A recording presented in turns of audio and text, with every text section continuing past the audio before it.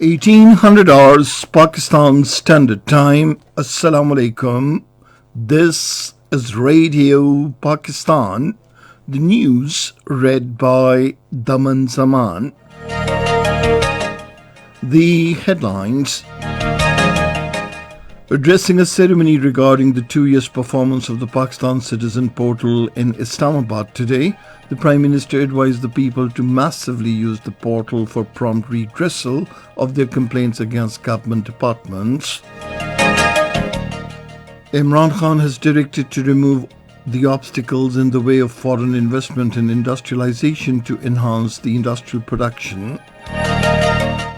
Pakistan has earned over $440 million by providing different information technology services to various countries during the first quarter of the current fiscal year.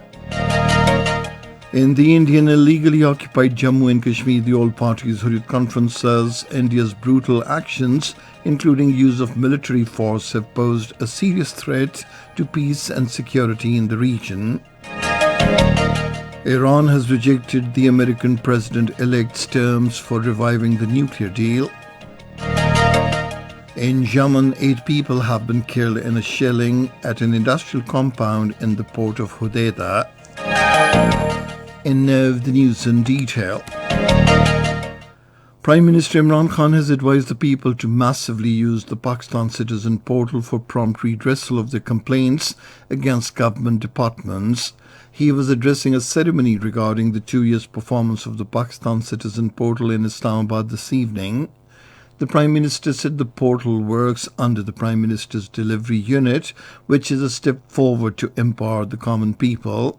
He said the government is duty-bound to look after the weaker segments of the society, including the poor, old people, orphans and the disabled.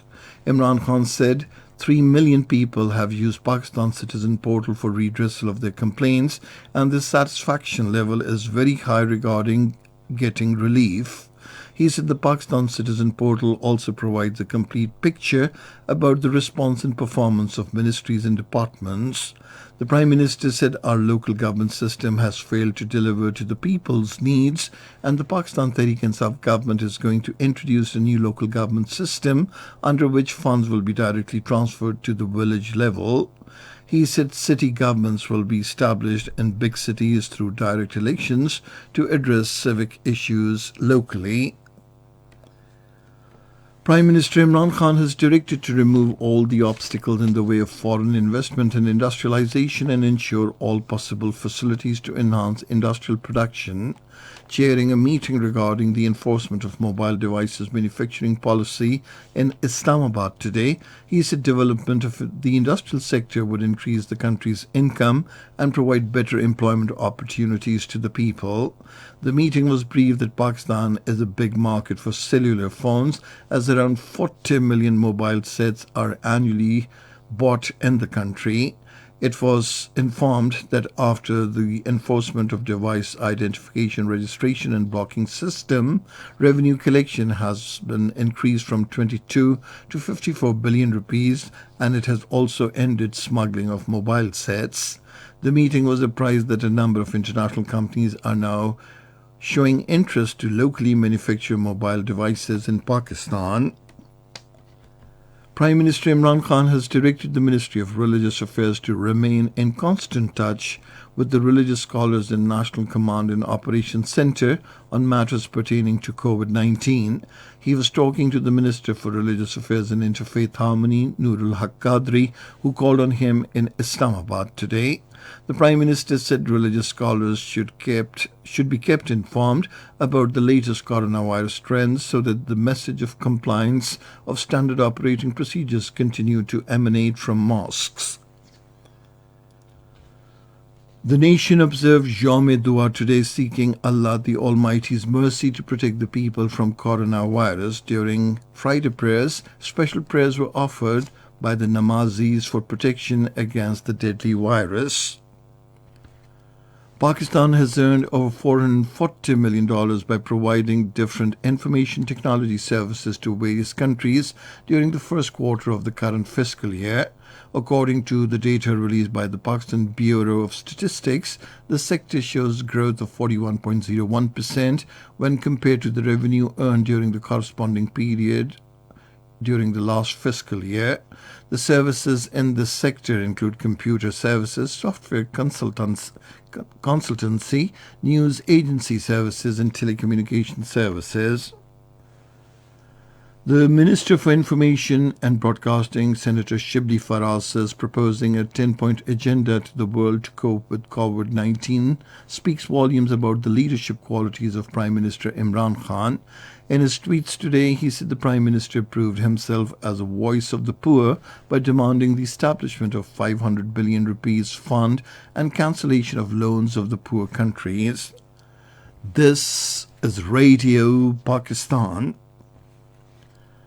Pakistan has urged the international community to help Palestinians in establishing an independent state of their own with Al-Quds Al-Sharif as its capital.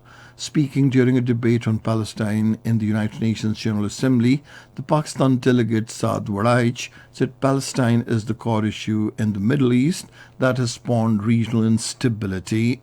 Reaffirming Pakistan's full support to the Palestinian struggle, the delegate noted the tragedy of Palestine is the collective failure of the international community. He said a just solution of the Israeli-Palestinian conflict is essential for peace and stability in the Middle East. In the Indian illegally occupied Jammu and Kashmir, the All Parties Hurriyat Conference has said stepped up cordon and search operations by the Indian troops have made the life of the people in the territory a hell. The All Parties Hurriyat Conference General Secretary Maulvi Bashir Ahmed, in a statement issued in Srinagar, said India's brutal actions, including use of military force in the occupied territory, posed a serious threat to peace and security in the region. He said Narendra Modi-led Indian fascist government has intensified its efforts to impose the Hindutva agenda of the Rashtriya Swayam Sevak Sangh in the territory. The Jammu and Kashmir People's League chief organizer Dr. Sarfaraz Ahmad Khan, in a statement issued in Srinagar, strongly condemned the continued house detention of Hurriyat Forum chairman Mirwais Umar Farooq. Meanwhile, an analytical report released by the Kashmir Media Service today said the Indian government is victimizing the Kashmiri Pandits who did not migrate in 1990 and stayed in the Kashmir Valley. The chairman of the International Forum for Justice and Human Rights, Mohammad Ehsan Untu, in a statement in Srinagar, deplored the non-provision of medical facilities to the illegally detained Kashmiris lodged in different jails of Indian illegally occupied Jammu and Kashmir and India. Whereas in Islamabad, speakers at a seminar today organized by the Jammu and Kashmir Self-Determination Movement International strongly denounced the Indian atrocities on the people of the Indian illegally occupied Jammu and Kashmir and appealed to the world community to hold India accountable for its brutal actions in the territory. Iran has rejected the American President-elect Joe Biden's terms for reviving the nuclear deal. Speaking at the Roma Med 2020 conference by video link, the Foreign Minister of Iran, Mohammad Javad Zarif, said Tehran will come back into full compliance with its nuclear deal after the United States prove its bona fides by lifting all sanctions.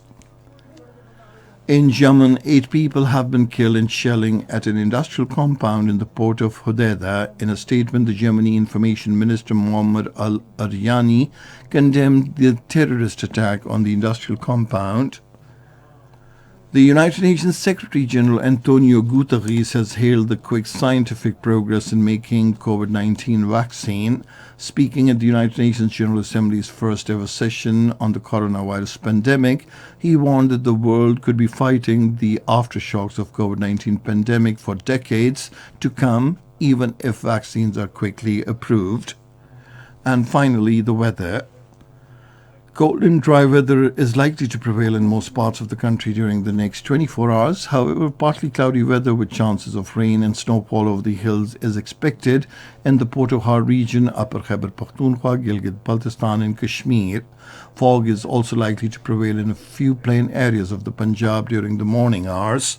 And that is the end of this news bulletin. For more news and analyses, log on to our website, radio.gov.pk, and you can also watch the live video streaming of our bulletins on the link facebook.com/Radio Pakistan News official.